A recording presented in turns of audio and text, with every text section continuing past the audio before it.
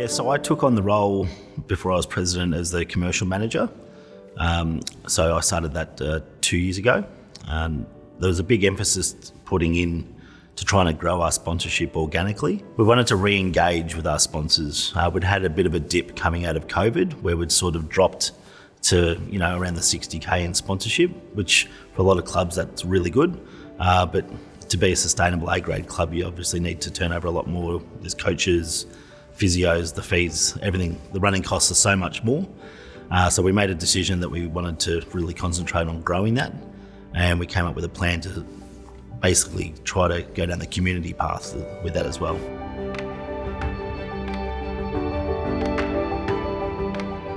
We had quite an issue with a lot of our existing sponsors where they may not have been feeling the love so much, or maybe they didn't get everything that they said they were going to get.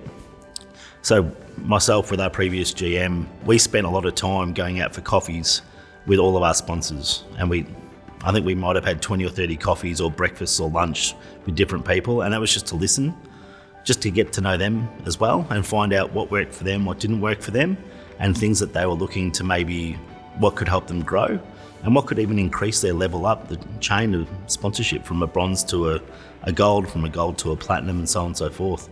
So we just had to listen, and yeah, so far it's working quite well.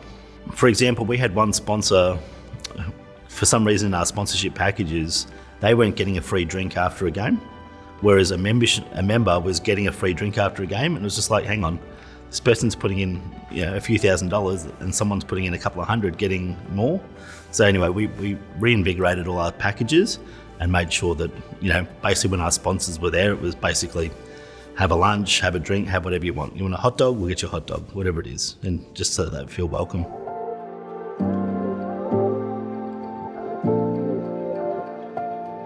We are DLSL Football Club, which is related to an all-boys school. We wanted to be known as more than just, we're a school football club. We want to be known as the community club. So the first thing is we redid all our purchasing agreements and we went local. So now our alcohol is bought from the local bottle shop, which is 1 kilometre down the road. Our pies are just bought from Clancy's Bakehouse, plug for them. And they're just up the road as well. So we're going real local. Our butcher, our baker, our banking's done locally. We've tried to invigorate as many in Stonington as we can. So that real push of, there's a real Stonington presence in our sponsorship. And then obviously all our other sponsors as well are just as important, who come from outside Stonington as well. I think back to the whole community push, you've really got to have a purpose when you're going out for sponsorship. And when we were selling the whole community vibe, people just loved it. And it's not just selling it, you've actually got to do it at the same time. So we've made sure and made a conscious effort that if we say we're going to say, right, Sean, you're a sponsor of that club, you're going to have 4 posts on Instagram. We do those 4 posts.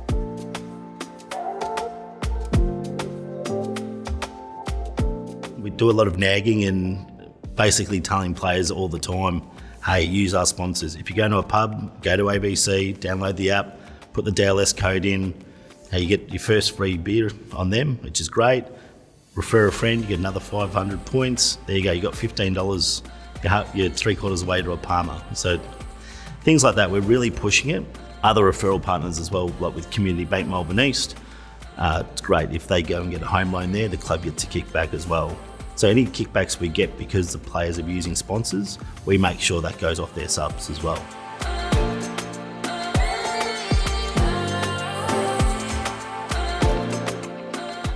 You've really got to build that trust and relationship to not just get it for 1 year, but to get it for 3, 5, 10 years.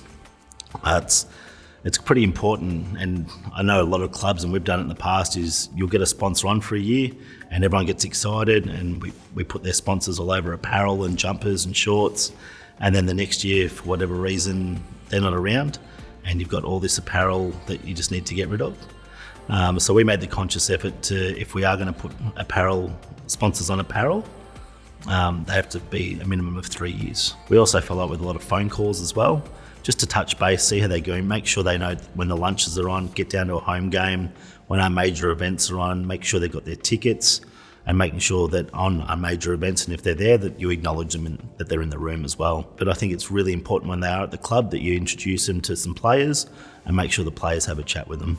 I think the really good tip is to create sort of your own spreadsheet and have different industries written at the top and make sure, right, we've got a car dealership, a bank, a pie shop, a pizza shop, a fish and chip shop, a gym, so on and so forth. If you can make your list of, all right, who are our existing sponsors, what categories they fall into, then you'll see a whole group of areas or industries that you don't have anyone, and that's an easy target to go after. You could even start with players, and you might go, oh, Billy Bob's a builder, let's talk to him. We don't have a builder on our books, we don't have a plumber.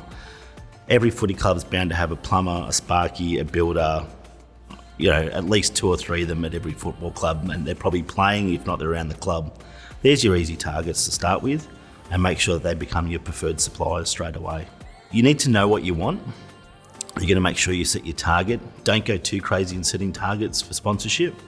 If you're only on 30,000 now, don't set a target of 150 because you're not going to get there straight away. Maybe that's your 5-year goal, but make sure you make it achievable.